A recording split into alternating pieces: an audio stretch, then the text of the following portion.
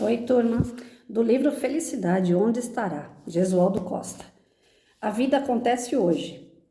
Vivemos uma realidade ilusória no que se refere ao tempo. Às vezes comentamos como o tempo passa depressa, mas na verdade nós é que passamos. O tempo é uma eternidade e está sempre estático. Algumas doutrinas esotéricas, como a gnose, por exemplo, reconhecem o tempo como a quarta dimensão da natureza. Portanto, segundo esse ensinamento, se vivemos na terceira dimensão, estamos subordinados ao tempo, que é a quarta. Por isso, não compreendemos muito bem. Segundo esse pensamento, a quinta dimensão é a terra dos vivos e dos mortos, mundo espiritual, e esta é superior ao tempo. É chamada de terra dos vivos e dos mortos porque, ao dormirmos, muitas vezes adentramos essa dimensão pela emancipação parcial da alma. As lembranças dessa visita costumam-se dar o nome de sonhos. É por esse motivo que achamos que uma noite bem dormida passa depressa e que não havemos passar. O corpo está na terceira dimensão, enquanto o espírito se acha na quinta e, portanto, ultrapassou a quarta dimensão do tempo. A ilusão de que o tempo passa se dá devido ao movimento e às transformações da matéria, que, como já vimos, está subordinada ao tempo, pois encontra-se na terceira dimensão. Como estamos usando o nosso tempo? Como estamos vivendo nossa vida? O venerável espírito Bezerra de Menezes nos fala que a frase que quase todos nós pronunciamos ao desencarnar é: o que foi que eu fiz da minha vida? E essa frase vem carregada de muito pesar, de muito sofrimento, sendo pronunciada como imensurável angústia, pois o verbo está no passado e o passado não pode ser alterado. Se essa frase for pronunciada na vida física, ela será feita assim: o que eu estou fazendo da minha vida? Nesse caso, o verbo está no presente, e o presente é o único tempo em que podemos alterar o que desejamos em nossa vida. Uma existência no plano físico é muito efêmera e, via de regra, não aproveitamos devidamente o tempo que temos em nosso aperfeiçoamento espiritual. Para a maioria de nós, habitantes desse orbe de provas e expiações, aproveitar a vida é divertir-se, priorizando as sensações dos sentidos físicos, normalmente os 5 sentidos físicos, visão, audição, paladar, olfato e tato, que nos colocam em contato com a matéria, são os mais estimulados. Na questão 10 de O Livro dos Espíritos, temos a pergunta: o homem pode compreender a natureza íntima de Deus? E a resposta dos espíritos venerandos esclarece: não. Falta-lhe, para tanto, um sentido. Não precisamos queimar muitos neurônios para descobrirmos que o sentido é esse ao qual os irmãos superiores se referem, pois ele nos é esclarecido nas entrelinhas da próxima resposta. Na pergunta número 11 do mesmo livro, Kardec insiste: será um dia permitido ao homem compreender os mistérios da divindade? Resposta: quando o seu espírito não estiver mais obscurecido pela matéria e pela sua perfeição, tiver se aproximado dela, divindade, então haverá e compreenderá. Nas entrelinhas dessa resposta, descobrimos que esse sentido mencionado na resposta à pergunta 10 é o sentido espiritual. Então entendemos que o tal de sexto sentido, comumente falado, é o sentido espiritual, que é tão esquecido pela humanidade terrena. Sabemos que o principal objetivo da existência é crescermos espiritualmente, evoluirmos no sentido espiritual, para podermos, no futuro, vermos e compreendermos a natureza íntima de Deus, seus mistérios. Já imaginaram, amigos leitores, a felicidade plena que será estarmos nessa condição? Nesse grau espiritual, não precisaremos mais reencarnar. Estaremos livres das vicissitudes que o mundo material proporciona. Todavia, enquanto não alcançarmos esse patamar de perfeição espiritual, podemos ter uma felicidade relativa, proporcional ao nosso aperfeiçoamento. Hoje somos melhores que ontem e amanhã seremos melhores que hoje. Essa é a lei do progresso, lei divina e natural na qual todos estamos inseridos. Porém, esse progresso é individual e o tempo de chegada à felicidade plena depende do nosso livre-arbítrio, do esforço de cada um. No final da jornada terrena, o que permanecerá de fato são os valores espirituais conquistados, pois as conquistas materiais estarão todas perdidas para nós. Pensemos nisso. É evidente que as conquistas materiais nos são importantes, pois também estão relacionadas à lei do progresso. O próprio Jesus não condenou nossas conquistas materiais, pelo contrário, disse que viriam como acréscimo às conquistas espirituais, pois legou-nos as seguintes palavras em Mateus 6, 33, 34. Buscai em primeiro lugar o reino de Deus e sua justiça, e as demais coisas virão como acréscimo. Não vos preocupeis, portanto, com o dia de amanhã. O dia de amanhã se preocupará consigo mesmo, para cada dia basta o seu mal. Aprendemos com Jesus, nessa passagem evangélica, que o grande equívoco nosso no plano físico é a preferência. Estamos muitas vezes invertendo as ordens das coisas, quando buscamos em primeiro lugar as demais coisas, em detrimento do reino de Deus e sua justiça, e assim retardamos nosso progresso espiritual. Nosso tempo é curto em relação a uma existência na Terra e sempre o desperdiçamos não aproveitando bem o presente que Deus nos proporciona, o dia de hoje. Ontem representa passado, amanhã significa futuro e hoje sabemos que é presente, presente de Deus.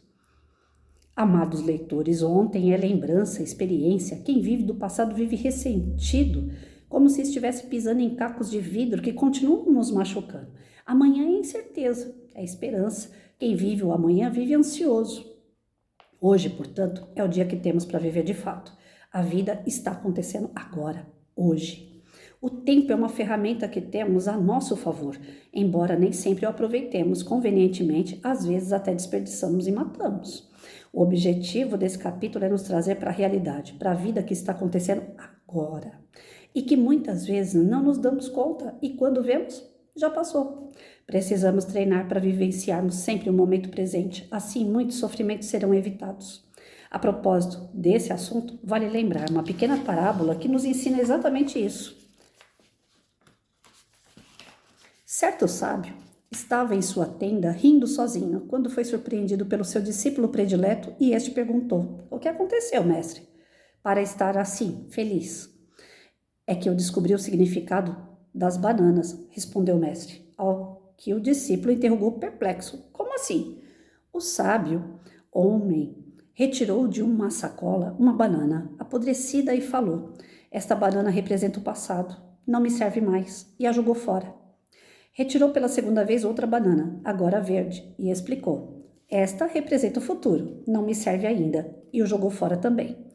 Retirou então uma banana madura, no ponto certo para ser consumida, e redarguiu: "Esta banana representa o presente, e me será útil agora."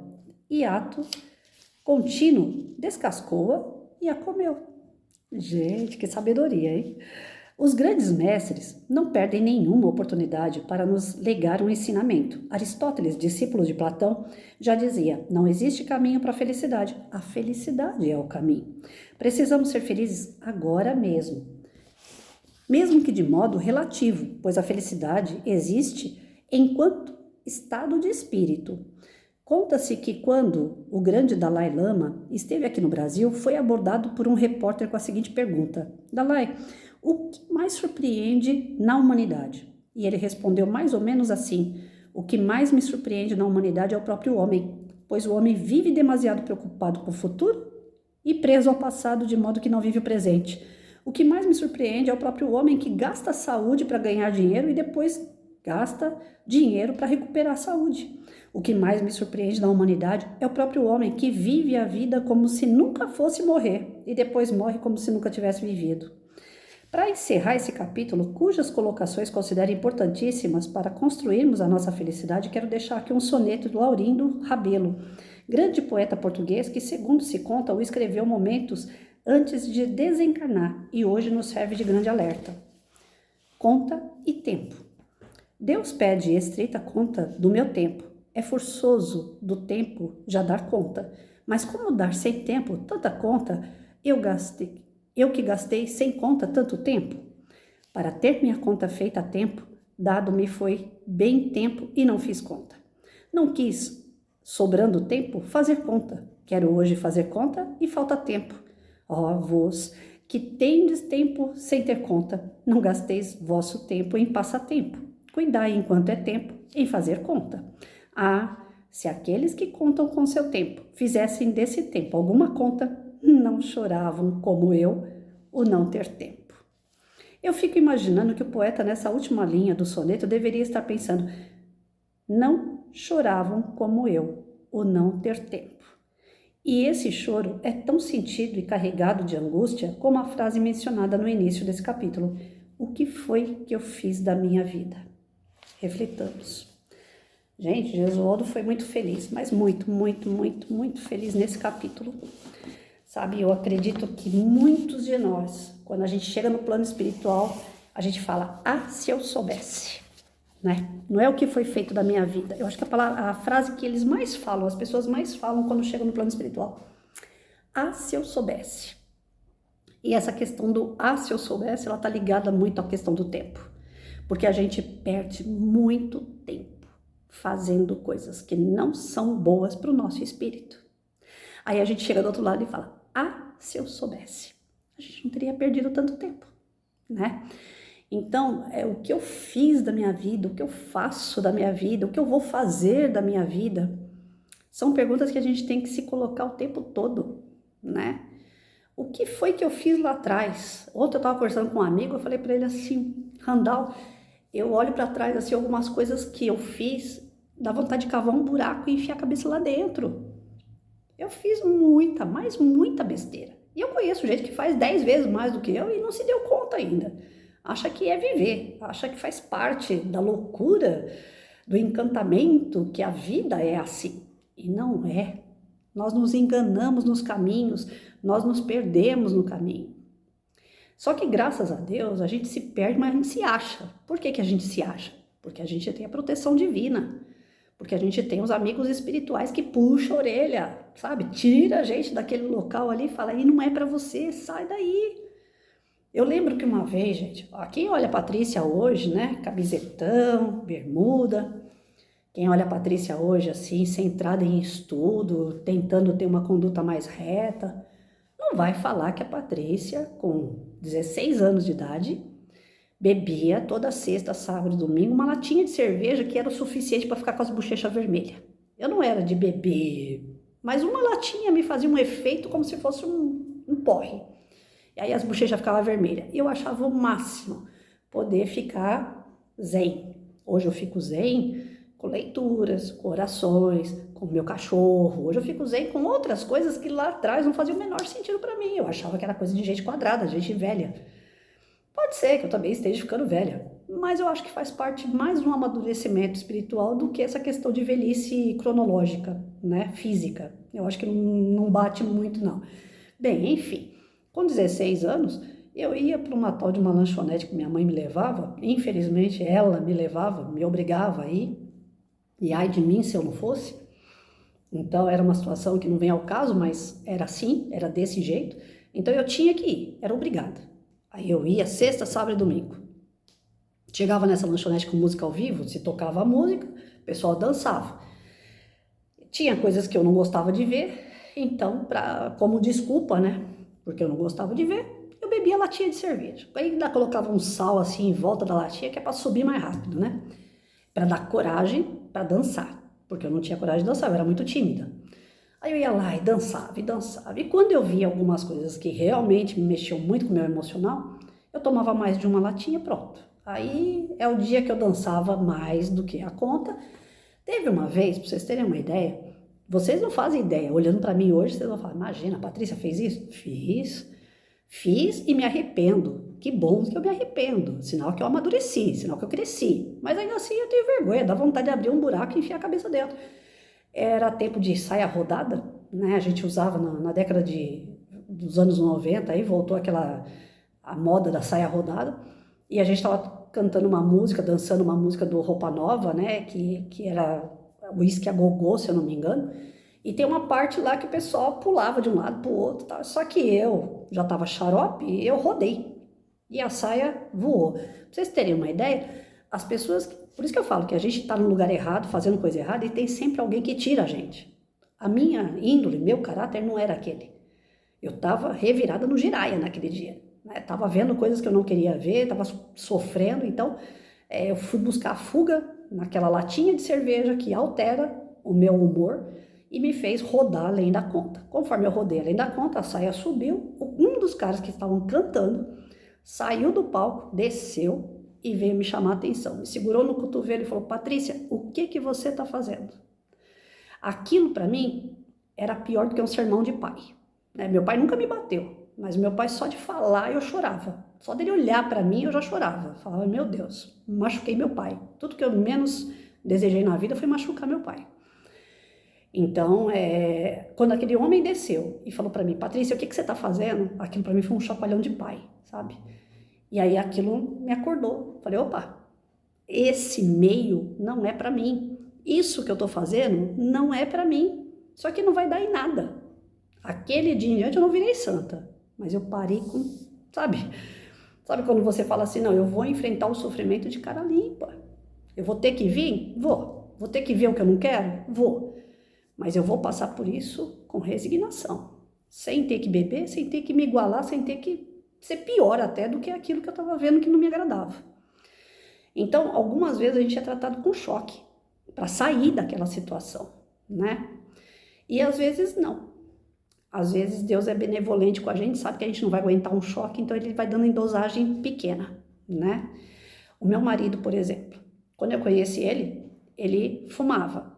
Nossa, mas deu trabalho para tirar o cigarro do Edson.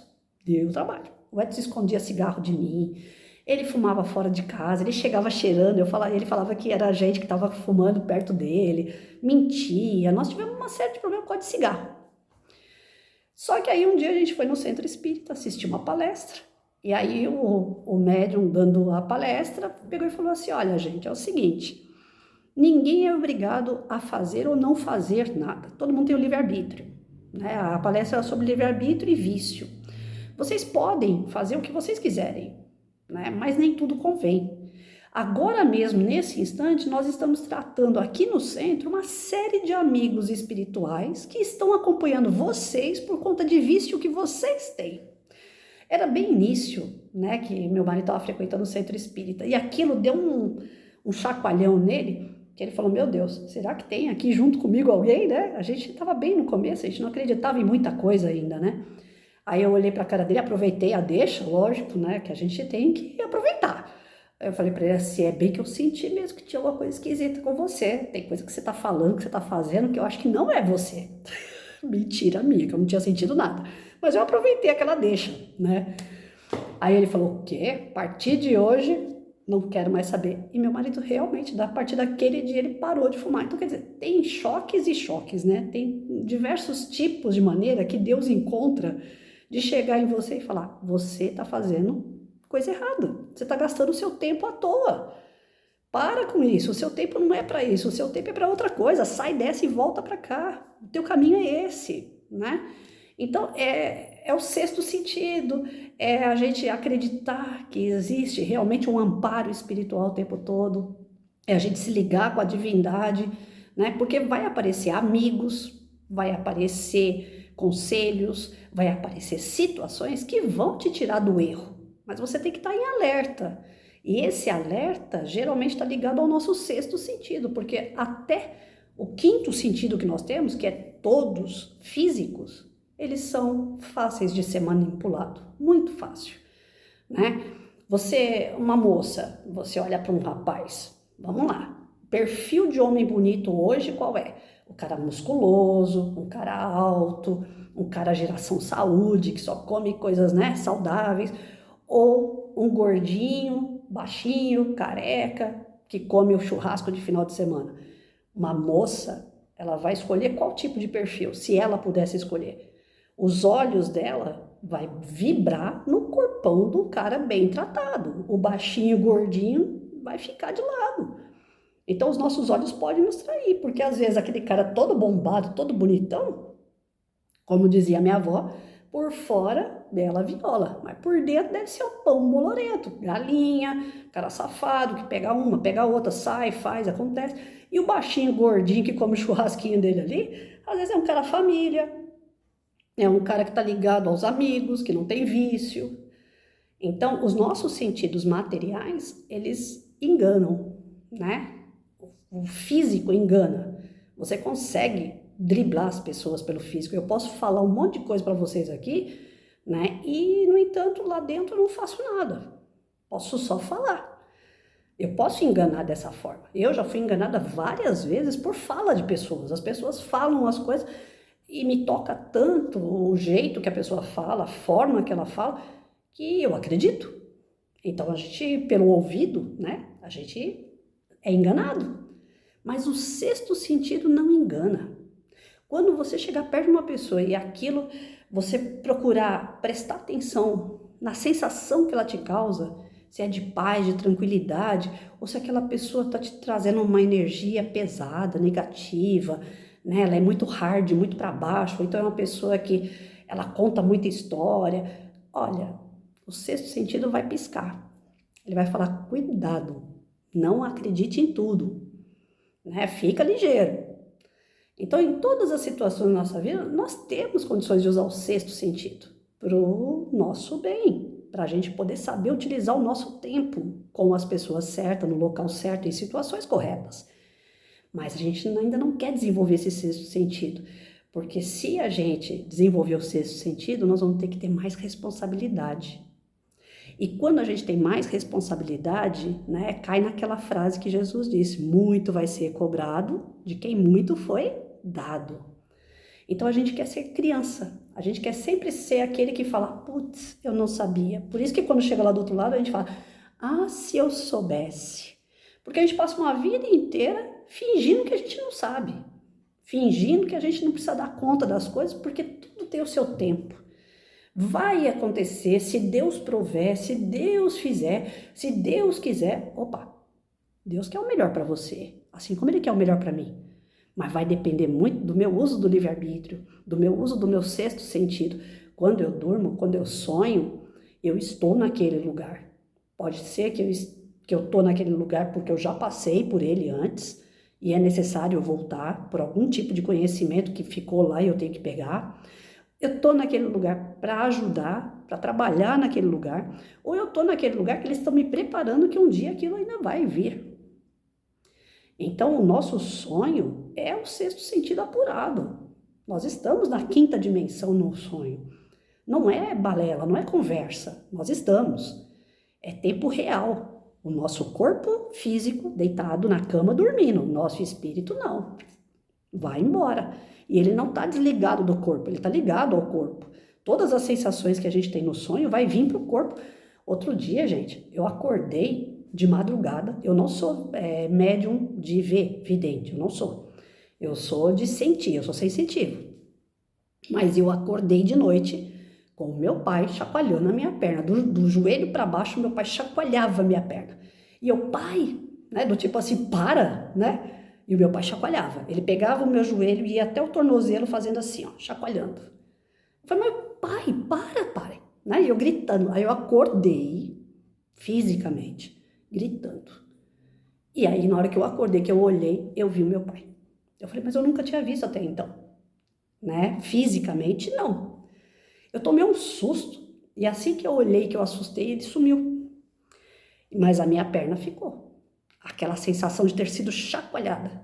Eu falei, o meu pai veio aqui hoje de madrugada para ajudar no tratamento da minha perna. E vocês querem saber? Aquele dia a minha perna saiu andando dentro de casa como se eu não tivesse absolutamente nada. Força total na perna. Aí vocês vão falar para mim, Patrícia, é doida? Não. O meu espírito estava ali em contato com meu pai. No campo espiritual, na quinta dimensão, nós estávamos juntos trabalhando o meu físico, o meu corpo. Eu falo que eu sou um milagre de Deus o tempo todo. Porque uma doença como a minha, que é para ficar vivendo 5 anos, eu vou para o 8º ano, é porque ainda tem alguma coisa para fazer por aqui. Então Deus não quer que eu vá. Ele quer que eu passe pela aprovação da doença. Com resignação, com paciência. Lembra que eu falei em alguns vídeos? A paciência, quando foi para reencarnar, a gente tem que entrar em algumas filas, né? A fila da paciência, toda vez que era para entrar nela, eu desviava e ia para outra. Porque a fila da paciência eu não cheguei a passar. Não peguei nem um pouquinho para mim. Então Deus me colocou nessa situação de comorbidade para desenvolver aquilo que eu não peguei no plano espiritual para vir para cá, que é a paciência. Então eu sei que eu tenho que ter paciência.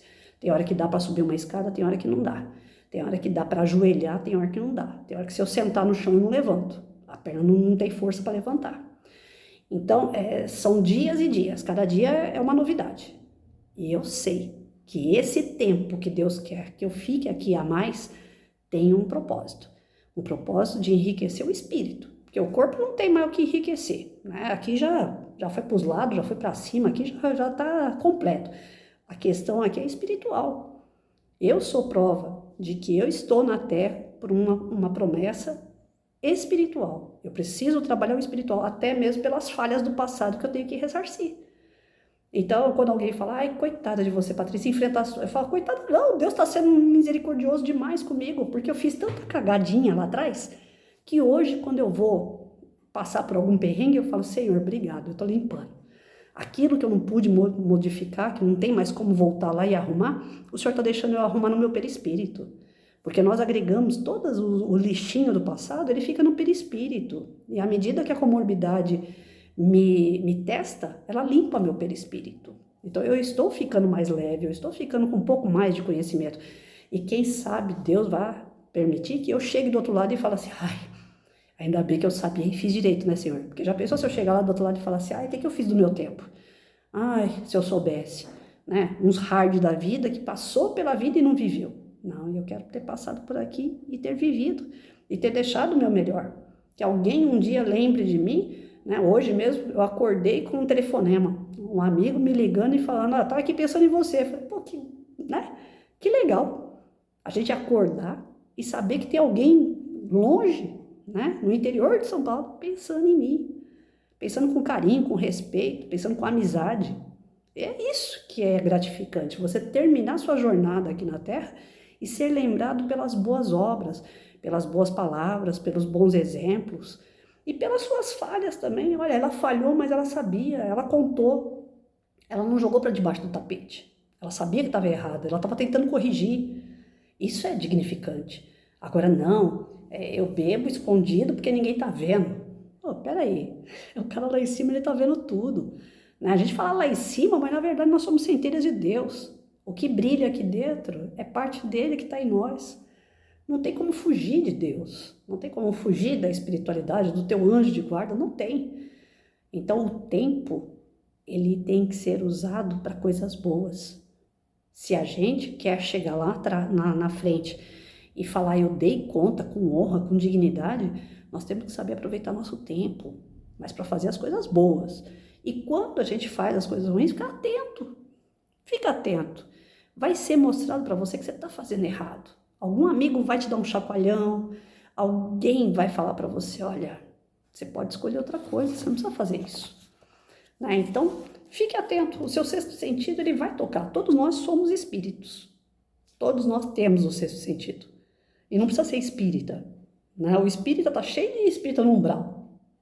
Não tem espírita santo.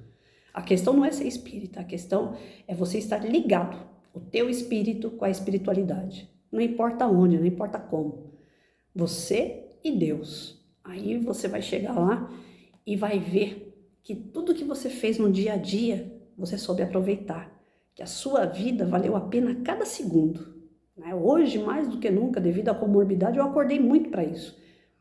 Hoje, qual é o dia mais importante da sua vida? Hoje. Qual é o minuto mais importante da sua vida? O agora. O que eu estou falando para vocês aqui, se for para mim fazer um outro vídeo em seguida, eu não vou conseguir falar a mesma coisa. Tudo muda o tempo todo. A nossa vida é muito dinâmica. Então aproveite cada segundo, porque tudo muda. A qualquer momento muda. Né? Eu estou aqui conversando com o sol lá, estatelando o céu. Daqui a pouco eu desligo o vídeo aqui, está uma chuva. O tempo muda, tudo muda. Então vamos aproveitar cada instante. Vamos aproveitar o sol, a chuva, vamos aproveitar o dia para brincar, vamos aproveitar o dia para dormir, vamos aproveitar o dia para trabalhar, vamos aproveitar o dia com pessoas que a gente gosta, aquelas que a gente não gosta, vamos ver o que elas estão ensinando para a gente. Mas aproveite bem o seu dia, não deixe ele passar em branco.